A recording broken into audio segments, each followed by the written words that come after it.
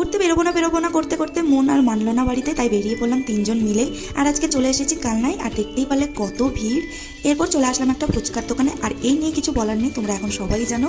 তারপর এক এক করে সব প্যান্ডেলগুলো দেখা স্টার্ট করলাম। আর এখানে খুব সুন্দর সুন্দর প্যান্ডেল হয় প্রতি বছরই, আমার তো খুব ভালো লাগে, আমি প্রতি বছরই প্রায় আসি কালনায়। আর এই প্যান্ডেলটা আমার সব থেকে বেশি ভালো লেগেছে, খুব সুন্দর হয়েছে এই প্যান্ডেলটা। এরপর আসলাম হচ্ছে একটু লাস্সি খেতে, তারপরে করলাম একটু নিজের ভিডিও। আর আমি ভিডিও করতে করতে দেখি এখানে সুরজ আর পোলো চলে গেছে ভাজি পকড়ির দোকানে খেতে। কী কী প্যান্ডেল দেখেছি সেটা তোমরা দেখতে পাবে 7টা 5-এর সময় সন্ধ্যাবেলা, আমি সেটা আপলোড করে দেবো। চলে আসলাম বাড়ি, আর বাড়িতে এসে দেখি গিফট রাখা, যেটা রেখে গেছে পোলু। এখানে এই গিফটটা হচ্ছে সুরজের জন্য, আর এই গিফটটা যেটা এখন খোলা হচ্ছে সেটা আমার জন্য। দেখে তো পুরোই সারপ্রাইজ, কি সুন্দর লাগছে দেখতে।